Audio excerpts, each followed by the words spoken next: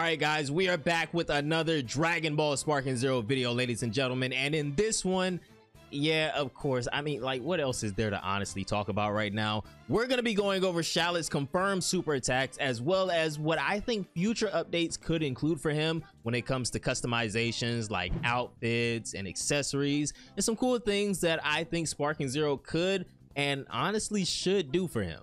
Shallot is one of those characters where he could be as cool as you imagine him to be, or as pointless as they let him be. So in a situation like this, I feel like it's definitely best if we're all as vocal as possible about what we hope to see for him in the future. Like I've said in previous videos, Shallot is pretty much like a custom or create a character in Dragon Ball Legends in a sense. He's an official character formally specific to that game, but thanks to the Dragon Ball Legends 7th anniversary, we're gonna be seeing him in not only Sparking Zero, but Fusion World, and hopefully soon after, he'll also be in Xenoverse and Dokkan too. Within Dragon Ball Legends, thanks to the friendship system, you're able to unlock the super attacks of certain characters whose friendship you opt to level up, and this gives Shallot access to these super attacks like Kamehameha, Masenko, Omega Blaster, Final Flash, and so on and so forth. There are also character costumes you can buy within different shops in the game as well, and over the years, over the past 7 years, throughout the progression of the Dragon Ball Legends story, Shallot has gained access to pretty much every single Super Saiyan form you could imagine, including the God form, Super Saiyan God and Super Saiyan Blue. So his customization potential is ridiculous. So we're back over here on the official Dragon Ball website where they're announcing the introduction of Shallot into Dragon Ball Sparking Zero.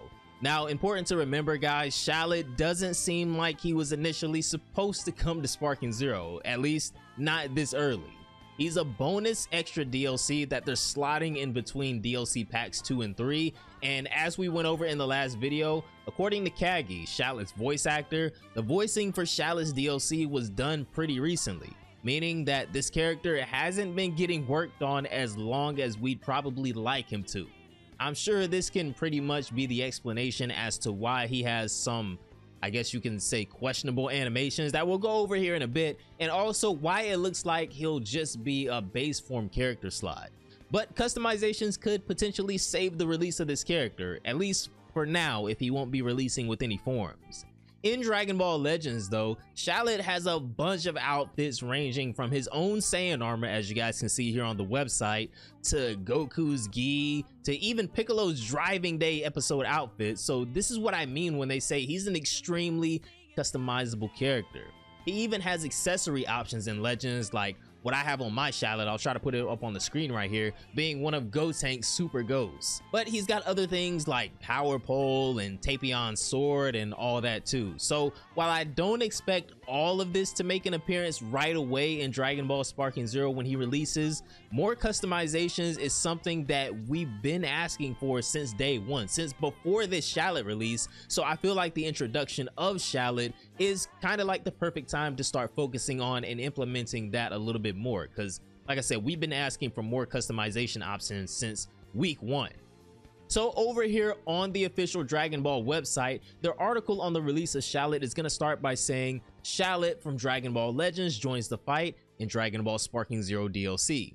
Shallot is an original character from Dragon Ball Legends, and he joins the fight in the latest DLC for the hit action game Dragon Ball Sparking Zero as a part of a special collab commemorating the 7th anniversary.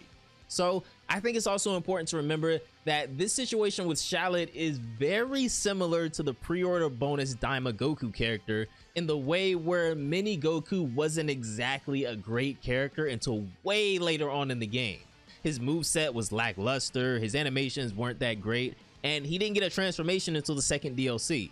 I feel like this was because, and this is gonna tie into Shallot a lot here, I feel like the thing with Daima Goku was because the point of putting him in so early and so unfinished the way they did was to bring more press and attention to Dragon Ball Daima that was going to be releasing the exact same day that Sparking Zero released. We already knew that Sparking Zero was going to sell amazing though, just by the way that they had been promoting it all of 2024, so the point was more for Daima, not Sparking Zero. Just like for Shallot, I think the point of this collab is more so for Dragon Ball Legends than it is for Sparking Zero, which is why this feels like such a rushed job of a DLC, and even Kagi coming out and saying that the voice work wasn't done that long ago. I know a lot of you guys might not play Legends, but if you do, then you know that for the past year, Dragon Ball Legends has been gassing this 7th anniversary as the biggest and best celebration the game has ever seen, and in doing that, they introduced a completely new way to play PvP, new transforming characters in MUI Goku and Super Saiyan Blue Evolution Vegeta, and a whole lot more. And Shallot himself even saw a pretty impressive buff with his new platinum equipment, so bringing him to Sparking Zero kinda sorta makes sense at this point in time, I guess. Now, going back to the website though, they're gonna continue on by saying that Shallot is the main character in Legends' original story. Due to a disruption in space-time, this mysterious Saiyan was suddenly thrown from the past into the present. Shallot is an ancient Saiyan, by the way. I know I do need to still do that Shallot video. I've just been kind of caught up recently, so I'm going to try to work on that for you guys soon, so everybody, you know, more or less understands who Shallot is and how he's supposed to fit into the story. Although he starts off with no memories except his own name, he grows and learns through his battles alongside Goku and friends. So down here, we're going to have the official names for Shallot's super attacks and his moveset. The first one is going to be his beam, and this is going to be called Wild Cannon Blast. A pretty standard looking beam that looks like it's going to be a cutscene beam too, and not a charge blast. Next is going to be Meteor Break, which is the move most people were complaining about being copy and paste animations. It's kind of like and I'll go ahead and throw the trailer right here too. It's like a mix between Super Saiyan Goku and Super Vegeta's rush attacks into one, which is in a way, you know, we know Shallot in Legends is able to equip and use other characters' moves, so maybe this is a way to kind of sort of lean into that, or am I cutting the devs too much slack? Let me know. I might be reaching. But this next move, his Sparking Mode ult, is the one that I actually really like, and they gave it such a cool name too. This is Shallot's Rising Rush, and for those of you that don't play Legends, again, we're going to be obviously referencing that a lot in this video. That's the name of the big move that pretty much one-shots characters in most scenarios that you're able to do once you get the 7 Dragon Balls mid-match. Looks like it starts off as a physical rush attack and ends in a blast, so this is really cool to me, and of course, his best looking animation. We haven't gotten to see the other 2 abilities yet, so that's still a surprise, but I'm thinking one will be a buff possibly, and the other one could literally be anything. It could be Wild Sense, after image strike, it could be an instant Sparking Mode move, who knows. Shallot releases on June 27th, but the season pass, or having the season pass, allows you to play him early.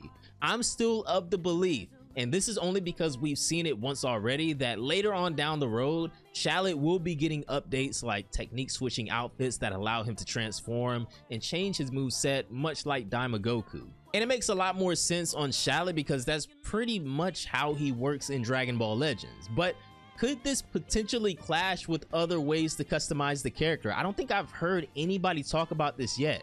This could potentially clash with other ways to customize this character, and that would kind of be an issue.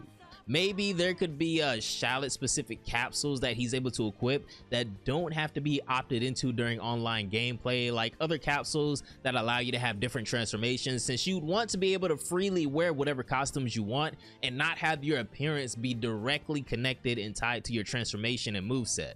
But it honestly is a tough one though, when we have so many different ways to customize him in Dragon Ball Legends, but in Sparking Zero, even with Daima Goku, who has no other customizations, it's a little more restrictive. But I guess we'll just have to wait and see, and if you guys have any specific ideas that could work with this character, definitely leave them down below in the comments. Bandai does actually pay attention to the community to some capacity, so any feedback is definitely worth giving.